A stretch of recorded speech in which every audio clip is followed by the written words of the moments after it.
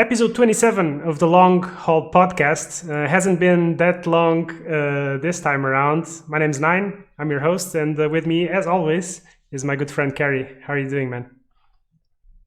I'm home, locked, watching the sun outside because it's actually a pretty nice day and you can't go out, which I suppose for you is a sin.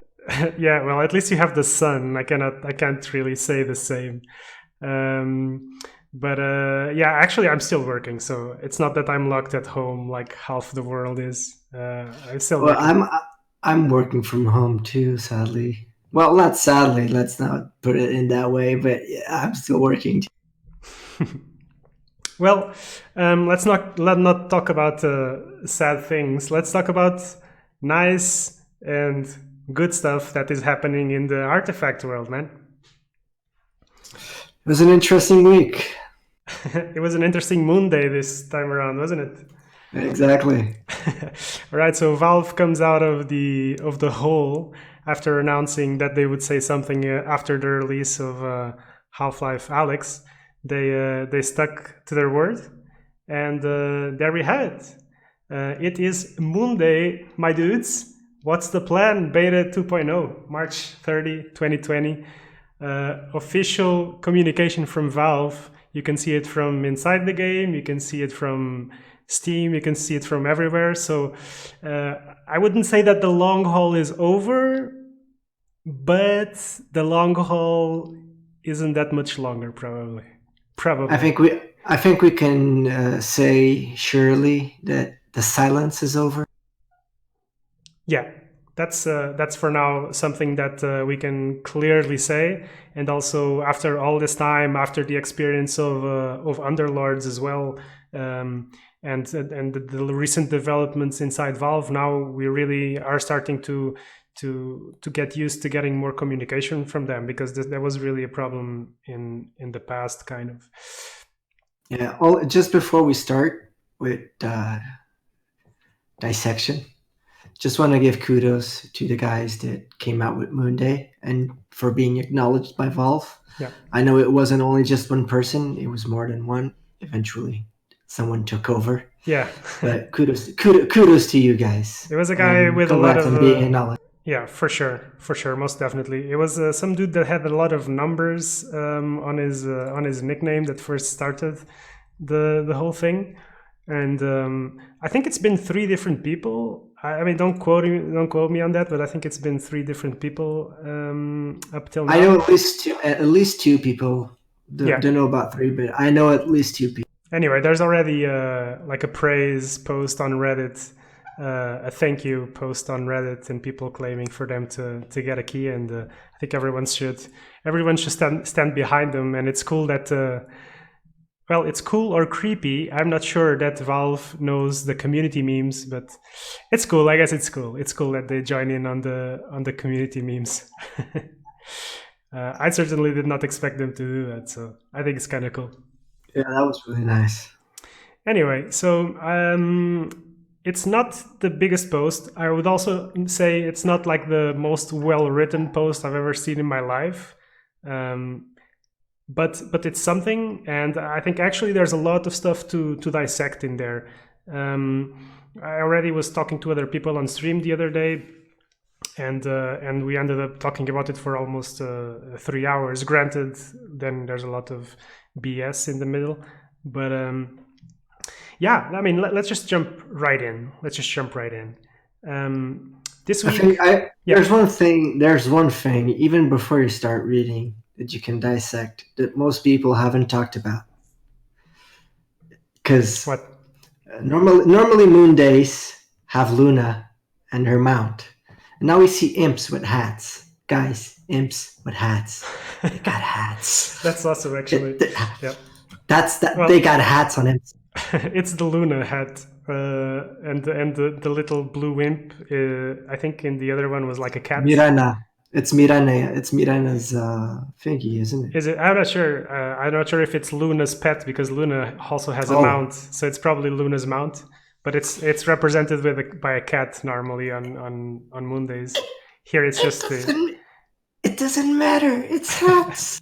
Yeah, I agree. I mean, Did you know that I want hats? I was so disappointed for Christmas when they said there wouldn't be any hats. God. But we'll have a chance to talk about that actually because they say stuff about the economy, so it'll be interesting to know how that's going to be. So they start off by saying that this week we wanted to talk about the artifact beta 2.0, what it will include and when it will happen. We've been focusing on gameplay changes first, as you'd expect. The biggest change is zooming out to allow players to have access to all 3 lanes at once. So, all right, first of all, this was something that had already been discussed in the community. I think VNN talked about this. It was one of the supposed leaks. So yeah, kudos to him. He got this one right. What do you think about this, about allowing players access to all 3 lanes at once? Okay, there's there's one good thing and one bad thing. Okay, the good thing is if you're already used to the game and if you played the game for many hours as we did, this is like perfect because you don't lose too much time cycling lanes to see what you get. For new players, it's going to be even more complicated, let's say it this way, because it's too much information. But I think this type of vision is something that we really need in a game like Artifact. Well, there's a lot of things we can speculate about this because probably there were plans to make Artifact mobile. And if you're going to make mobile, there has to be a way for the user interface to show all the 3 lanes at once. Now, the thing is not just that you will be able to see all 3 lanes at once, because that was already possible, but that you will have access to all those 3 lanes, because this changes the game in an absolutely drastic way. When we were discussing the supposed leaks and people were saying about this, I kind of went off on a rant because initiative cards, they don't work anymore. So for example, if you have 3 initiative cards, you can chain all the spells without your opponent even having the option to do anything because you have always initiative. So this is a problem. This cannot be. So that means that probably something major has to change with initiative cards, or the mechanic itself just has to be completely reworked. Cards like improvements as well, where you can play cross lane, they also become super weird because imagine that you have a ramp spell, you ramp in lane 1, and then from the other lane you play, for example, Aghanim's Sanctum into the lane where you ramped, and then you refresh the mana, and this just sounds like a completely broken interaction. So I wonder if, for example, improvements will only be able to be played on the same lane, for example. It's just stuff that really makes me a bit nervous. Okay, so first of all, you're going into danger zone because we're going into speculation, right? Because the thing is, I can understand that they want you to access all the lanes at the same time, but you still need to have a total mana that you can use. Mm-hmm. Otherwise, it's gonna be bonkers. Because the first time I read it, I actually thought you'd just zoom out, but then, like you said, they actually tell you here that the 3 lanes will still work, the same identity, blah blah blah, and they give you the hint that they're going to allow you to play stuff in all the lanes so you don't get shut out. Because apparently, newer players, or even when people would play Annihilation or something like that, but still have a lot of mana to play after, or. The thing is, you'll still need a break, or if you have 10 mana, that's all you can play, even if you have access to all the lanes. Otherwise, it's going to be bonkers. So what you're saying is there should be a pool of mana for all the lanes, or each lane should keep having the same amount of mana? I'm not sure what you're suggesting. So, for example, you have 10 mana on the first lane and 6 mana on the second lane, okay, and 6 mana on the 7th lane. Okay, mm-hmm. So if you're in the first lane right now and you start playing stuff on the other lanes, you can't. I don't know. You can't just be on the first unless they make like one single turn, because this is like you're going into speculation here, and I'm just also speculating because they don't actually say they don't actually say if there's going to be like a single turn where you can play all three lanes at the same time, and that's it, or if you're going to cycle lanes like you used to, but you're allowed to during one of the lanes play some, or if you're only going to be allowed to play stuff to the right and not to the left, or vice versa. I don't know, because I want to believe that they like did a lot of testing, and with the beta, we're going to do a lot of testing for them. When we say we, those lucky people that get like keys, but we'll get there. We'll get there. The thing is, if you don't have like a little handbrake there, be it like locked on mana, you cannot play more than one spell on another lane or something. I don't know. Some decks will just be unstoppable. If you look at the decks that almost have like infinite mana, that can play so much stuff. Let's look at Salamani, It's just going to make, once you get to that mana, you win the game. Because if you can play whatever you want in all the lanes, it's done. Yeah. And I guess what you're getting at, and that's kind of also the same that I was getting at, is this kind of raises more questions than it answers questions, right? So all we know is there's access to all three lanes, but this 100% means that there will be huge changes to the collection that already exists, to the Call to Arms set, and for sure to the second set that was already ready, but this changes the game massively. So if, like we can extreme our views on this, allowing players access to all three lanes at once, theoretically, if there's no restrictions, would make, like you said, the game harder to play, I believe. But the fact is that they can't, because since so many mechanics will have to be reduced, and like you were saying, they have to create ways to kind of compartmentalize your turns and restrict your play in a way. Then the question is, how much do they compartmentalize it, or how much they close it down, and do they dumb it down too much? I mean, again, this is something that we've said a lot of times. I know that I'm the 0.1% of people who liked the game, but I still want to like the game after this happens. So my question is,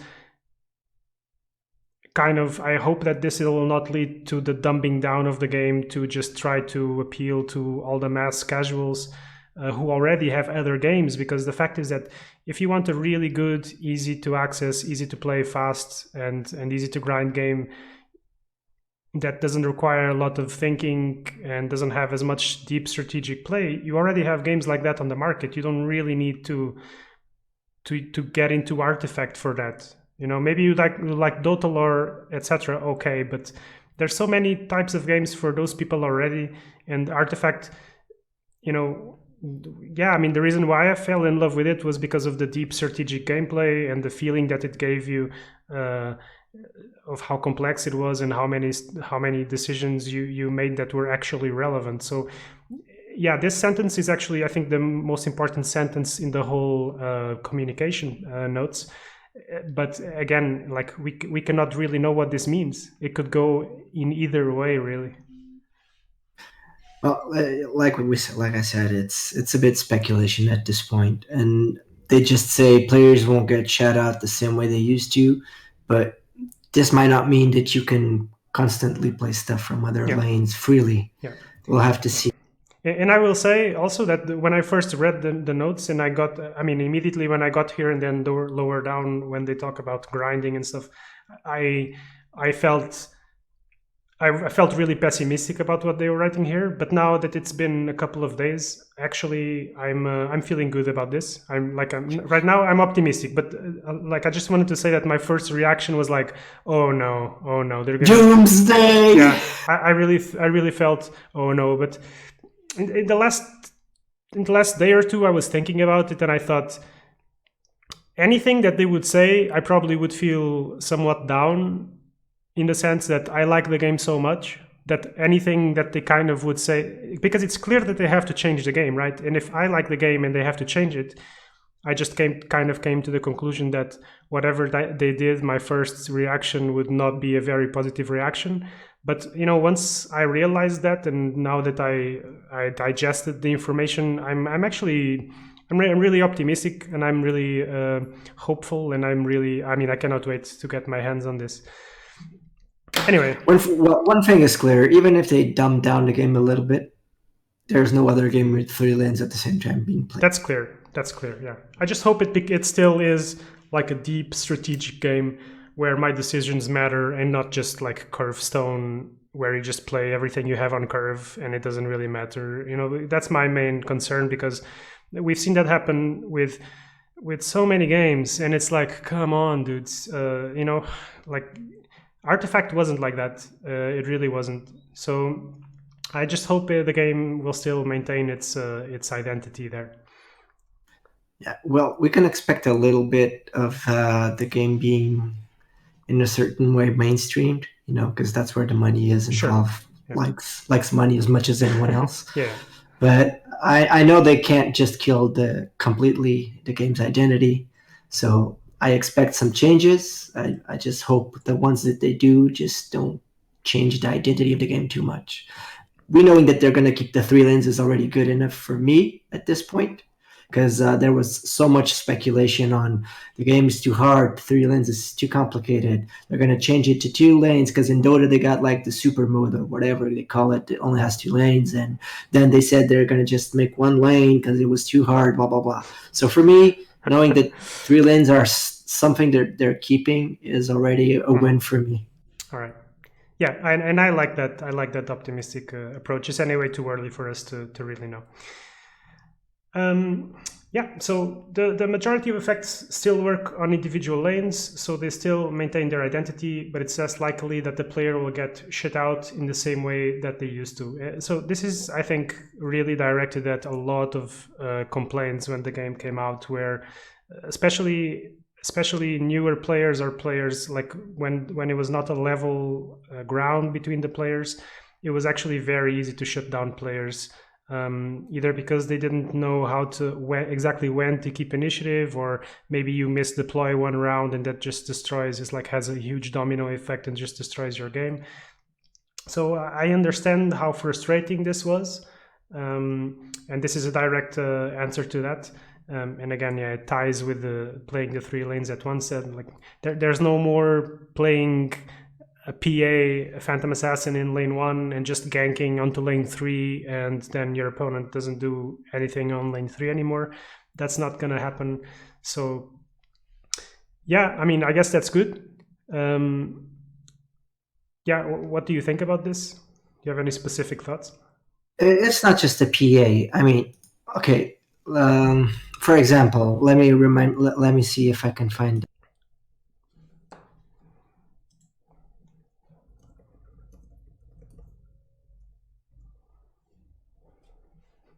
Okay, so you play at any cost on blue, and you normally wipe the whole board. Or if you play the Luna signature card at a certain point, you wipe all the heroes. And then you get like, I don't know, Salamani if you want, and you just play like 20 cards, buy half of your deck. And you don't even need to be you didn't even need to be a new player. You've seen pro players play against mono blue. This happens, and then you just have to sit there and watch your opponent play like 20 cards.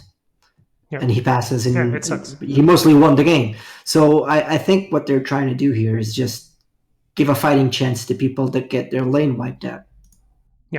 Yeah, and I think it's kind of something that needed to happen. Again, we need players to like the game. The question is really how much they open the spectrum, but we'll see. We can only be optimistic here. In any case, it's good that players don't get shut down. Even in high-level games, like it just sucks to watch when someone gets shut down. Like, it's just the game loses interactivity for a round or two, and that just sucks. So tying into that, they say that they're also focused on making the game easier to pick up. They're the mainstream part. Yeah, and I wonder if this has to do with the tutorial. The game had a really poor tutorial. The like the new player experience, if you will, was very poor in Artifact. You would come in, you would open the packs. If you didn't like the tutorial or the first game or two, like a lot of people didn't, then you couldn't even refund because you had opened the packs. And then, the game was hard. So if you were kind of hoping for something easy to play between Dota games, you came to the wrong place. So making Okay, the let me stop you right yeah. there. You just touched my a nerve right there. When you let's take Dota for a comparison. Now when you launch Dota 2 right now, it has like uh, uh, God damn it. You got a tutorial or something that looks like a tutorial if you want to call that a Yeah, but it's tutorial. pretty bad, right? It's that thing with Dragon Knight where you just play with Dragon Knight around and stuff, right? I think they changed that already. Okay, I The haven't thing played Dota is, in 2 years. how many players play Dota right now? Probably less players right now than when Dota 2 came out, or more players right now, Definitely more players, I think. and they still have a shitty tutorial. So tutorials might help, but when Dota came out, I remember the tutorial was like awful, and Hmm. it still had millions of players. And before Dota 2 was something played on Steam, people used to play Dota 1, and it has a lot of people playing it, and it didn't even have a tutorial because it was a mod. I can see that the tutorials normally help, but I don't think making a tutorial for Artifact will be the best way on making the game easier to pick up. I don't know, because if you see this as a full sentence, we're also focused on making the game easier to pick up. We aren't selling cards, so you won't face an opponent with a stacked deck. So if you read it like this, which is the way I read it, um, this screams free to play to me. Because if you pick up the game and you start playing it, you got 3 boosters and the starter deck, and you go like, okay, I can't build anything with this, so I have two options. Either I go draft and do something with it, or I have to spend more money and buy cards. So the way I look at this is we're focused on making the game easier to pick up, as in we're going to give you all the cards, so you can actually pick up the game and build a deck you like. And I've heard people speculating once again that they're gonna either give you like a percentage of the card base and then make you play to unlock the rest. Uh, I don't think they're gonna do that, because they also say here you won't face an opponent with a stacked deck. So if you play to unlock, and I start playing now, and I go against a player that has like 100 hours of gameplay already, I'm gonna fight his stack deck. So Hmm. in my opinion, the way they put this here and how I read it is they're gonna give you the full collection, so you can pick up the game easier, and you won't face someone with a deck full of legendaries or whatever, because you'll also have those cards. That's how I read it. It might not be what they're trying to say here, but that's how I read this. Hmm. Yeah, and it makes a lot of sense what you're saying. I mean, the way, kind of the way um, that I was thinking about it, I was thinking more about the new player experience in the sense of easing the player in and stuff. But actually, that makes a lot of sense. Now, one thing that I will say though is that Dota, when Dota 2 came out, I mean, millions of people already played Dota, and the same thing with CS:GO, and the same with all those titles that they released that already had a fan base. So it's kind of hard to make the straight comparison, even though you will say, okay, Artifact was made to be attractive to Dota players. Let's put it like that. At the end, it wasn't, but uh, at least Dota already had an audience, and Artifact was kind of on the fence. So I don't know. I mean, but it is interesting. I mean, I think 100% everyone expects the game to be free to play, even if it isn't 100% confirmed. I mean, they say we aren't selling cards, but are they selling the game? It's another question answered that raises more questions, right? In Um, my opinion, they're gonna keep selling the game.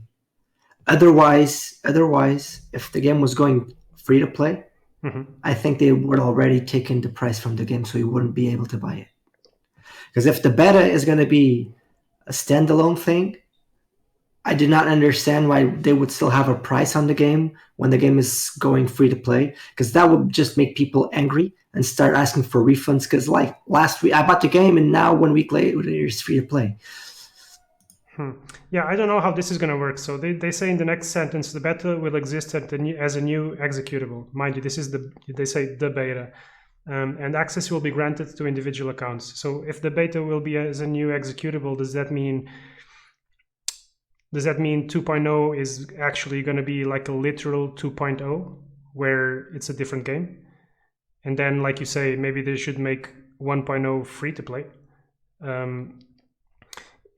Yeah, and and then you get people like Dumpster Nugget in chat is like, should I buy the game now? Is this a good idea to learn the metagame?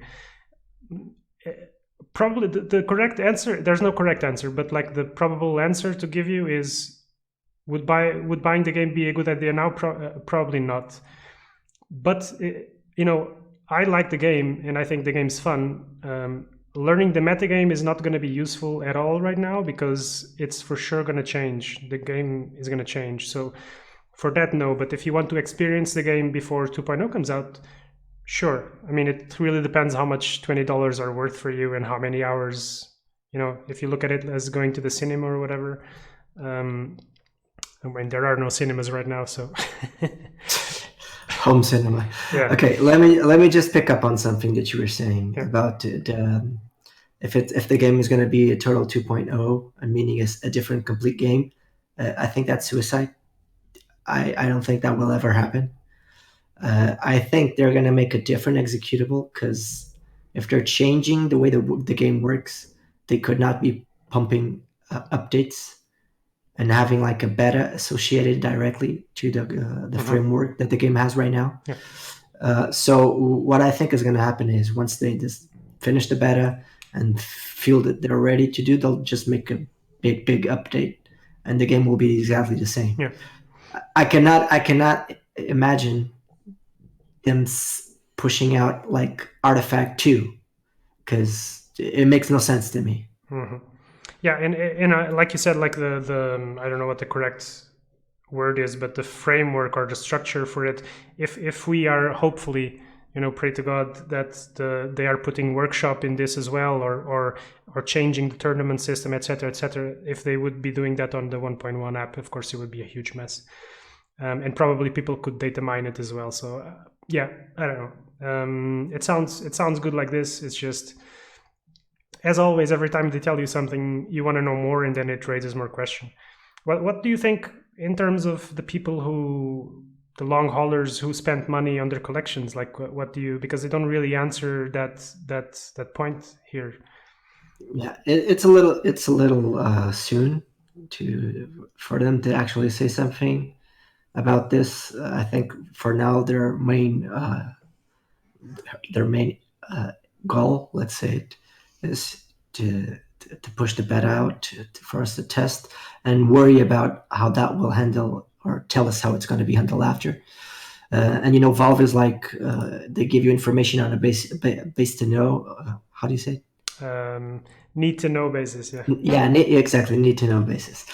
Okay, for example, I paid 18 euros for the game, or 19 euros, whatever the game is, and I spent, like, if I'm not wrong, 20 euros.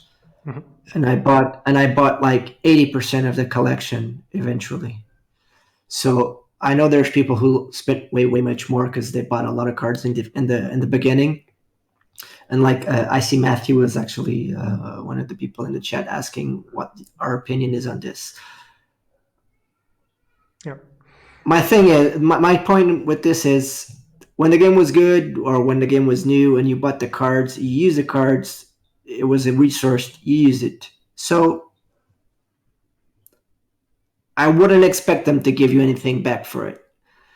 It's like, okay, now all the gas is free. But what about the gas that I paid like 2 years ago and put in my car to run around? I mean, That's how it works. I expect them to acknowledge people who supported a game when it was a mess and played the game, and I can expect some kind of cosmetic that differentiates us long haulers from people that jump into the game when it's refurbished, or some kind of in-game currency that is given to you based on the price that you spent on the game, something like that. I expect that Valve will give you like not something in return, but give you something that will differentiate you from the people that start jumping into the game right now. A little trophy, yeah. But I don't expect you to be given like store credit. I don't expect cards to. Let's look at an example. I'm going to use I'm not going to. Let's take Hearthstone for an example. Okay, so when they take cards out of the pool, they give you dust equivalent to how much that card is worth, so you can build a new legendary or something. Okay, so if they take a legendary out, they give you dust to buy a legendary. So let's say that the game will be free to play now, and they'll just give you, I don't know, a set amount of currency so you can buy cosmetics or something, like buy hats, whatever you want. I do not expect them to give you store credit, because that wouldn't be something I would do if I had a store. But hey, what do I know? Well, in any case, they won't be selling cards. So, like, if they were going to give you store credit expecting you to buy cards or something, that's not going to happen. For all we know, the game could come out like Underlords, where there was no option to spend money into it. Yeah, so basically we don't really know. Yeah, I think we can speculate at this point, and I think this is going to be granted, that the game will have a season pass, because at this time, Dota has a season pass, or whatever you call that thing, Dota Plus. Well, yeah, I'll get into that, but that's not really. There's different things in Dota, but yeah. You'll get more items, you get more XP, or you get some information extra, or you get like manuals to how to build your character. You get goodies, okay? You get extras. You look at how they're building Underlords. There's a season pass. It's not payable yet, but they're tweaking it. You can see that they're going to make a season pass, and if you buy it, you get extra goodies. So for me, if they're going to make the game like keep costing 18 euros, but they tell like, okay, for everyone who bought the game, you'll get like 2 season passes free. Okay, the current season pass and something, and each season pass is like $10. I don't know. For example, that would be already something that Valve would be giving you that costs money. And if you pay $20 later and the game's still $20 now, and people are needing to buy the game now for 2.0, they might give you something like that. Once again, I'm speculating. Don't like quoting me on anything. It's just how I see like the business model working. Yeah, I personally I also agree that the most likely thing is a battle pass. When I say battle pass, or when I think of a battle pass, I think like Dota or Underlords battle pass, where it's the major, or it's the international. Okay, you get the international battle pass, and every game that you do gives you more XP towards the rewards in that battle pass. Me personally, what attracts me the most is something that is similar but not quite. What I would prefer some sort of subscription model, similar to Dota Plus, where it also opens avenues for you to have more experience, or for you to open cosmetics that are otherwise not obtainable. But the main thing that feature offers you is access to statistics, access to informations or features that you don't have on the vanilla base game. That's what I really, really, really would like. But I also don't believe that will be I don't think it's the most likely thing to happen, because just everyone is so used to these battle pass models right now that it's kind of I guess unavoidable is the word. But personally, I would really be much happier with having an artifact plus type model, if it would be possible. That would be my dream, if you will. They progress to say that they've added the new draft mode, Hero Draft, that gives you a taste of constructing decks without all the pressure. What do you make of this, dude? Nothing. Why do they announce a game mode like this, what does this tell you? So it's a new draft mode. Okay, so there's already a draft mode. They have a new draft mode, hero draft. Gives you a taste of constructing decks without all the pressure. What the hell does this mean, man? I get nothing out of this. The one thing that I get out of this personally is that they would make a sort of a draft model or a draft mode paralleling the hero draft from Dota, in the sense that you have all the heroes accessible and you'll be able to ban, your opponent will be able to ban, and then you'll pick heroes from there on. But I don't know then from besides the hero draft portion, I don't know how you would draft then the cards and so on. But like that's so you're just they're trying to make you play the game without all the pressure, and you're giving the player, okay, now you ban, now you pick, now you ban. I guess that's true. Yeah, I guess that's silly. Yeah. There used to exist a draft mode. Well, I guess it still exists, but no one plays it. In Magic, there's a draft format called Rochester Draft. And what that is basically is you get a full set of whatever set you're playing. You lay the set down on the table and you draft it. So the first person to pick will be able to pick any card from the set. So you open 60 cards. Is that it? No. You literally open the whole set. If the set has 100 cards, you open those 100 cards and you put them on the table, and you would draft. So you would need to draft like this. You need to have a complete set. Okay, but that's also something that came to my mind. Is this? I think it was called Rochester Draft. Because that kind of removes all the pressure, right? You don't have to stress about which cards you open or which cards your opponent opens. It's just everything laying there, and it is kind of a sort of a similar draft to Dota draft, right? So it probably would appeal to Dota players. Of course, this is a speculation again, but it's just the first thing that came to my mind, and I think it would make sense actually. So I think one of the cool things they could do is they call it draft, the hero draft. I wonder if they're just gonna like open a pool of a lot of heroes, and you get. If I'm not wrong, when you do a draft, how many people are picking from the same pool as you? Well, the way it was before, it was the whole community, everyone. So a booster is picked up, you pick a card, you drop it in the pool, and someone like 1 month later might go to that pool and pick a card out. Exactly. That's how 1.1 works.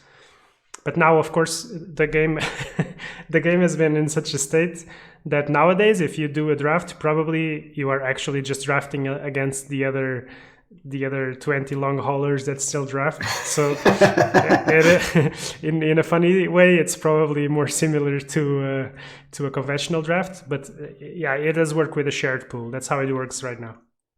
Okay, I'm gonna be like all Sherlock here and say if it's called hero draft, it's mostly gonna roll around the heroes and not the cards that you pick for the deck. They might give you like access to a sealed deck and you just draft heroes. I don't know. What if you just draft heroes? You don't draft any cards. Like you literally don't draft any cards. You just draft heroes. And then what? What do you play? Hey, you play the signature. Well, they have signature cards, you know. Do you know what I mean? Like you could just draft. Yeah, I know.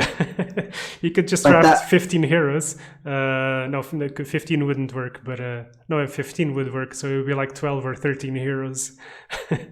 Or 13. That would be a fun concept, but that would be more for shits and giggles than actually for sure competitive. Anyway, once more, it's just like it leaves more question marks in the air, really. But it's good to know that they're taking out the pressure. I mean, again, they want to focus on making the game easier to pick up. Let's go. You gotta compete with the Rune Terrors of the world, man. So, as we already mentioned, they say the beta will exist as a new executable, and access will be granted to individual accounts. Now it's when it gets starts to get spicy. The access will be granted to individual accounts. When we are ready to send out the invites, we will let you know the process. I will say I even went to check the translations of these sentences in other languages to see if they would say things in a way that would give you more information, but it doesn't. So access will be granted to individual accounts. I mean, that's clear. I don't. That sentence makes no sense for me. Are there any other type of accounts that are not individual? There are family accounts, I think, or something like that. Yeah. Oh, okay. I think there are I'm not sure if they're called family accounts, but there are definitely accounts where you get all the Valve games for free if you have that account, and there are special accounts. Yeah, I see. So it's all a matter of wording. Probably. Okay. I mean, it's still silly to word it like this because it doesn't really say anything. Access will be granted to individual accounts. They have a little FAQ at the end, so we'll talk about this again. But basically, and this is the whole point of the post. They say here's the current roadmap, and this is why I say that this post is written in a kind of a strange way, man. It's written like a memo or an email that you would send to someone else or something. So point 1, test the boring stuff. We are here. No wonder. Point 2, trickle out invites, starting with players of the original release, ramping up similar to Dota 2. So trickle out invites, starting with players of the original release. How does that make you feel? Like I have a chance?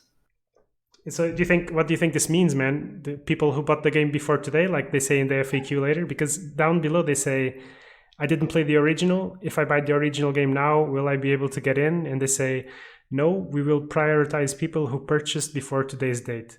So this was obviously on the 30th. So if you bought the game on the 30th, sorry. Oops, too bad. Okay, so if I'm not wrong, I think I got a key for Dota 2 when it launched, and it was like a single key, right? I remember there's some games that give you a key and allow you to invite like one friend or two friends. I can't remember which games do that. That would be cool if they do that, though. But yeah, they're gonna give you keys. The big question is, will they give you keys? Will they consider the original release before they announce the long haul, or before they announce this on the 3rd of? This is the 30th version. This is now the interesting discussion is, okay, so we know that it's people who bought the game before the announcement, and then further down below, I'll just go straight at it. Down below, they say, I'm a member of a press, a celebrity, a streamer, an influencer, a programmer, etc. Can I get in? And they say selection will be mostly random. So ... maybe.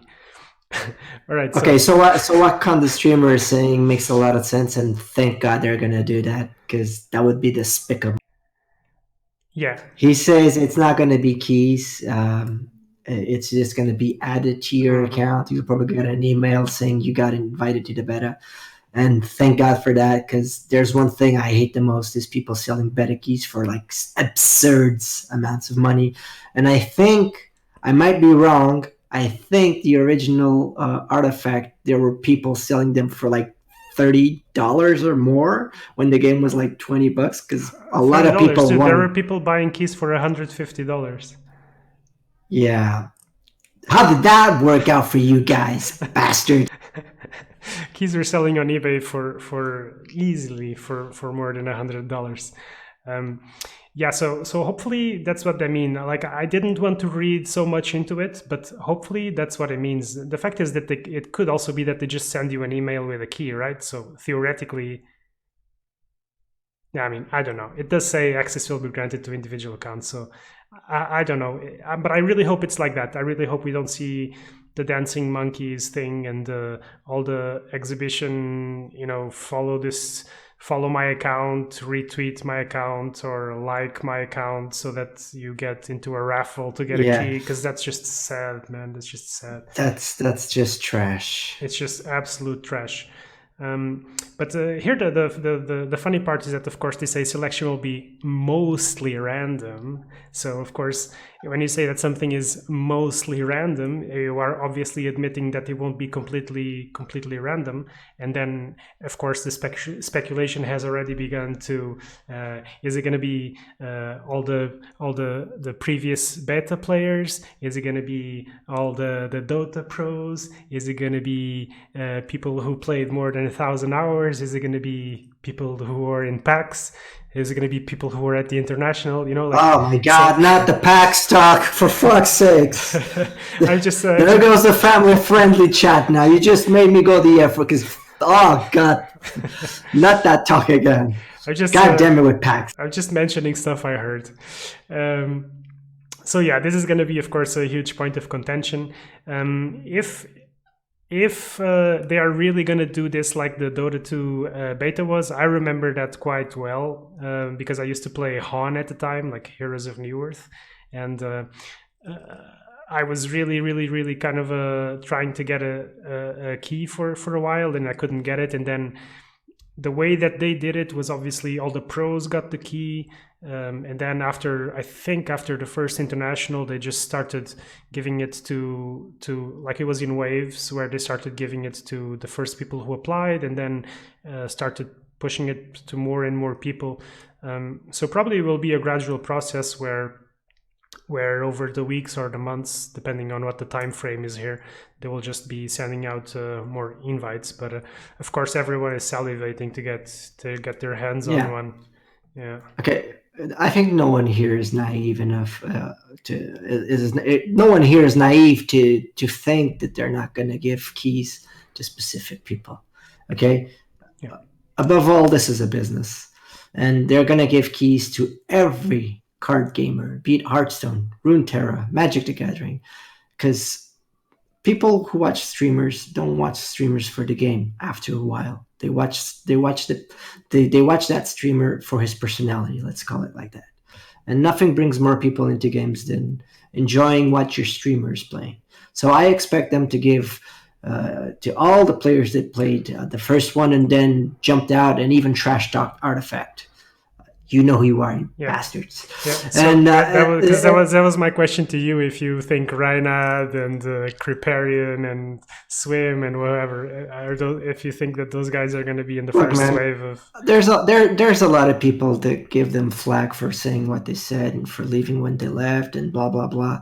Look, this is their life, okay? They make money playing games. They have to support themselves doing this. So I have no grudges against who trashed this or like 1 week before was praising it.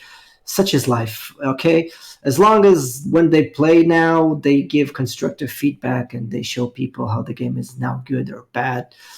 They're just doing what they need to do to pass by. So if they get keys, okay, I'll get a bit salty if I don't get a key though, but that's another story. But if they get keys, it's totally normal because they have giant player fan bases, and obviously Valve wants to show the game to the most number of people they can in a controlled way, which is like not bombarding their servers at the start and still having a lot of people watching the game. Yeah. I will admit I really like your pragmatism, but there are certain people that I will be super salty. But let's not get into that because it is what it is. Yeah, well, I expect Charmer to get a key. Oh yeah, most definitely, man.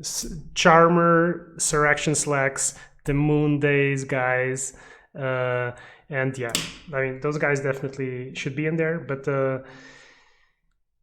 let's not talk about this anymore. It's dangerous territory now. So let's get on the salty. It's swampy territory. Okay, so let me say something that is not here in this post, and is something that's been annoying me the most.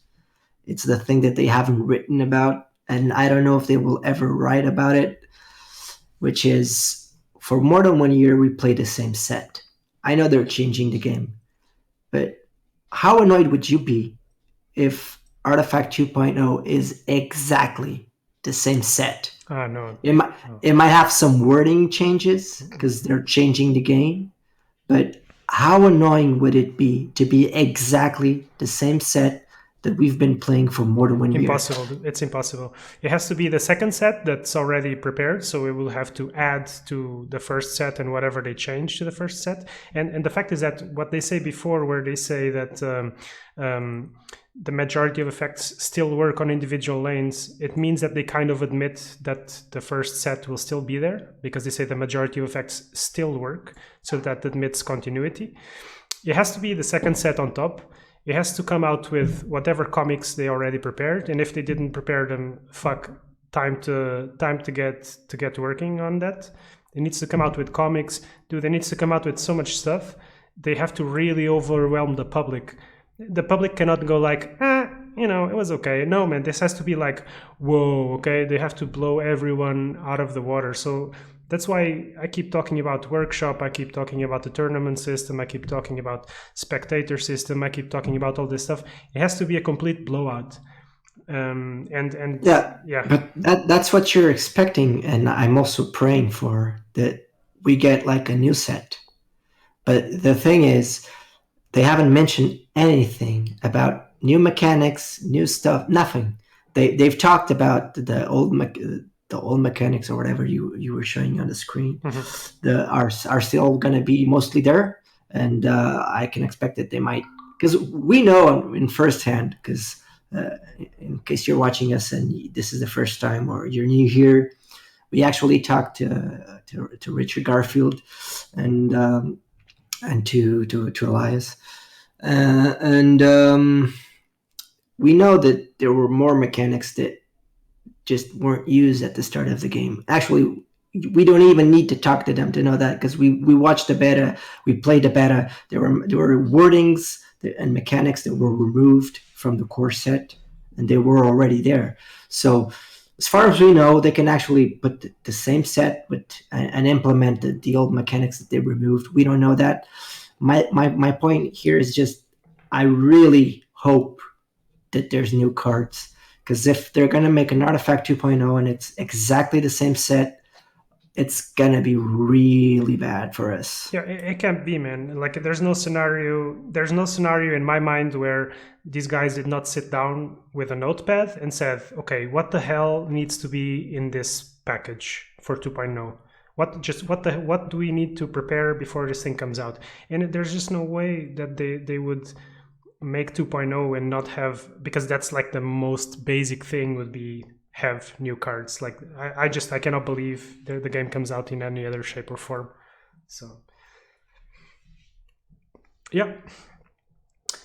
So we'll progress through the FAQ, because otherwise it's basically everything else is basically kind of discussed. They say they will work on the beta, eventually transitioning to an open beta. Important to note, so there will be a closed beta for some of the people who get the invites. Leave the beta jokingly, hopefully quicker than Dota 2. And then they say, I played the original. Will I have access to my stats, cards, decks, etc. from the original game? And then they say, in the new version, cards are unlocked through play. We already touched on this before. Individual cards are likely to have been changed, removed, or brand new, so old decks and stats wouldn't be valid.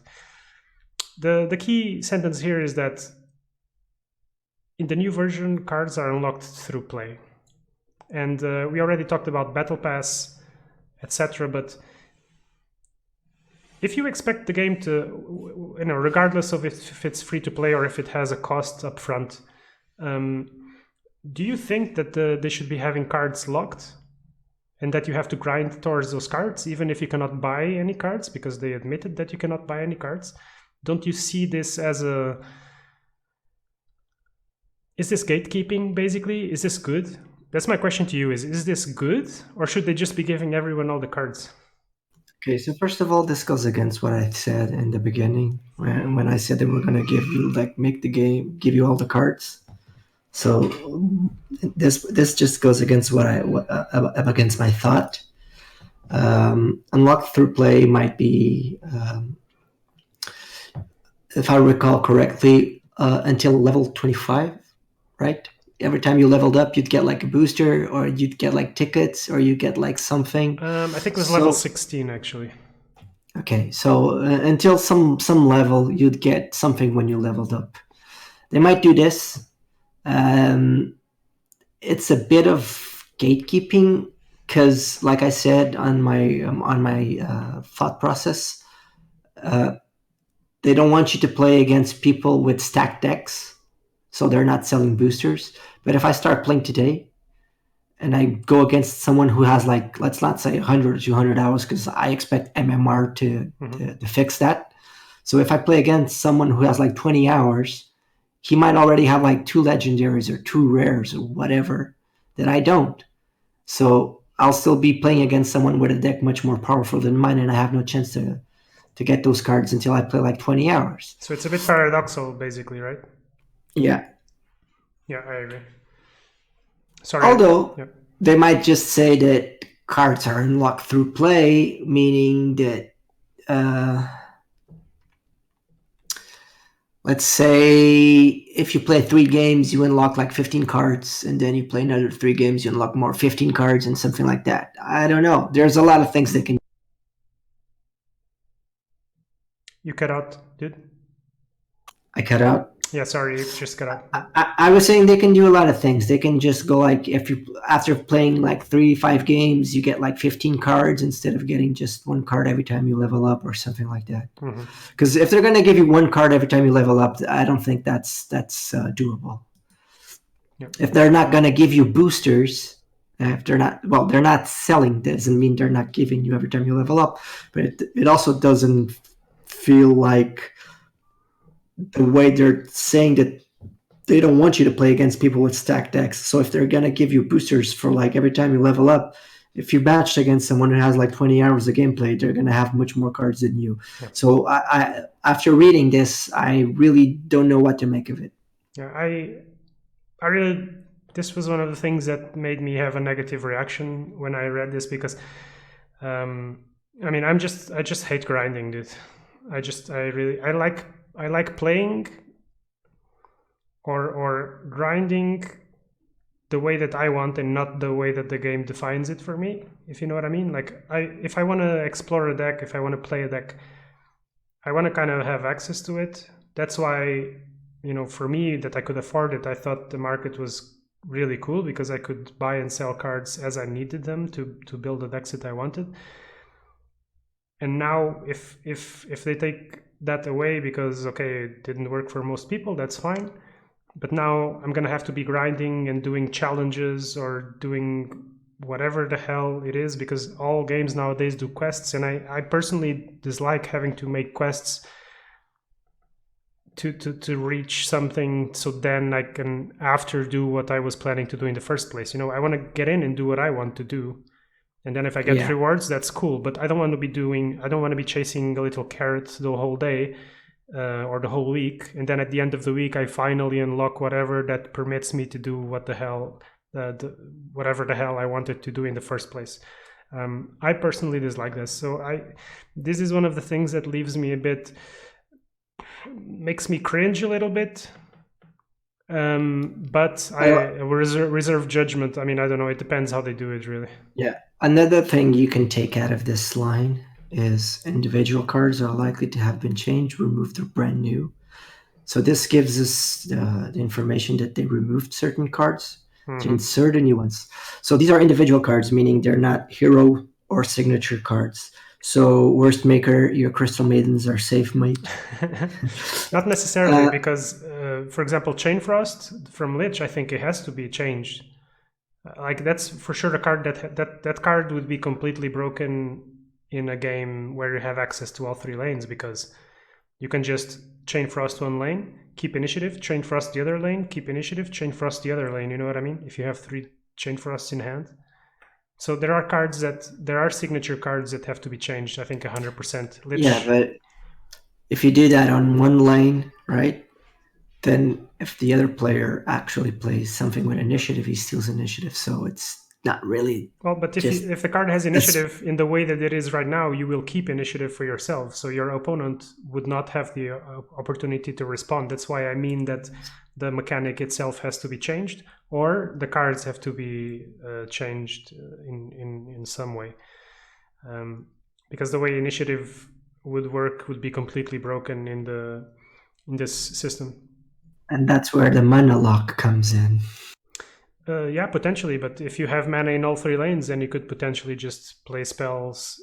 You'd be playing Hearthstone. You'd be playing whatever spells in sequence you wanted, and then pass to your opponent. So this is basically. I mean, we're speculating once again. Like, we don't know, but to me, there are certain things that are completely broken and huge offenders. Aghanim, Sanctum, Chain Frost are just cards that it can't be, man. It cannot be. It just cannot be. Anyway, Well, MVMV1. God damn it! You people can't put like normal names. He says if you draw 3 Chain Frosts, you'll lose early game. Well, you never play the card early game. You don't need to draw them in the early game. You can draw them mid game or late game. Yeah. The thing is, if you play them all in a row, late game or mid game, you'll still win. Well, he says it's improbable, so it's okay to keep it as it is. To me, it sounds a bit like, I don't know. You can make decks with extra card draw. You can make a control deck. I just don't know. Yeah, if you make blue and black, eventually you can use blue to draw like half of your deck, and you'll eventually get the 3 cards in your hand. And the thing is, it's not just it's not just Chain Frost, because you can chain other initiative cards. Okay, maybe not all of them have huge effects, but still, you could combine initiative cards to chain a sequence of spells without your opponent responding. So, to me, it sounds weird, but Okay, let's not forget they had 1 year to think this out. Okay, we're just thinking about this right now. They had 1 year for it. That's true. That's definitely true. Yeah. Well, finishing up, I think this is the last point. Is one of the questions at the end? Can I buy cards or packs in the beta? And they say we have some ideas about what we'd like to sell, but none of them are cards or packs. So, I mean, they already admitted that you couldn't buy cards, so the market's off the table. And now they admit they don't want you to buy cards or packs. Again, but basically here they give the impression that they don't know yet, just yet, what they're going to sell to you. But it could be that we're going to see them under Lard's model. It's cosmetics. Come on, or either cosmetics. Man, I really hope so. They're going to sell you like a season pass or gaming boards or imp hats or imp skins or whatever. Because if they're not selling cards, they have to sell skins. Yeah. I mean, I just hope also, again, and I want to hammer this idea into people. I really hope they have the workshop so that people can create their own items and stuff. Because that's so cool about Dota, where at least it used to be where anyone could make a set, and if the community would upvote that set, the set would become an official set in the game. So that would be super cool, I think. Yeah. So a lot of stuff to digest, and we leave the discussion with more questions than what we came in with, kind of. Well, not really, but you know what I mean. And yeah, it's just great that there are developments, man. I'm really happy that we didn't close down the podcast. I'm really happy that we survived through the walk through the desert. And here we are, 27 episodes going strong. So yeah, I wanted to thank also everyone that's still listening to us. And soon probably we will be diluted in a sea of new podcasts coming out. I hope. I've already seen another podcast resurfacing. The guys of the Secret Shop, so that's cool. Shout out to them. But hopefully we will be seeing other podcasts, and I hope all of you who listened through the long haul keep on listening to us as well, so that we can so that we have some incentive to keep going as well. And something else I wanted to say is that if any of you are still interested in 1.1, I'm still organizing tournaments for that. The Artifact Championship Series is still ongoing, so we'll be hopefully finishing the second season of that in the coming weeks. And yeah, you can drop over the stream or our social media to have a look at what's going on there and when the next games are going to be and so on. Do you wanna finish by saying anything, or? Yeah. I sure hope next Moonday we got more information. That would be cool. I mean, I don't think we can expect, uh, communication every week, but it sure would be good. I wanted to say actually, Eric Robson, the dev that's been communicating throughout the long haul, he said now that Valve is talking to us, he's not telling us anything else about Artifact anymore. So yeah, that's a big shout out to Eric Robson, super cool guy, keeping us. He was a beam of light in the darkness. Let's put it like that. He made us believe. He made us believe, indeed. All right, so that's us for this week. Yeah, we're still not quite doing this every week, but we'll do it as information comes out. So stick around, guys. Smash that subscribe and let us know what you think in the comments. All right. Cheers. See you guys until next week.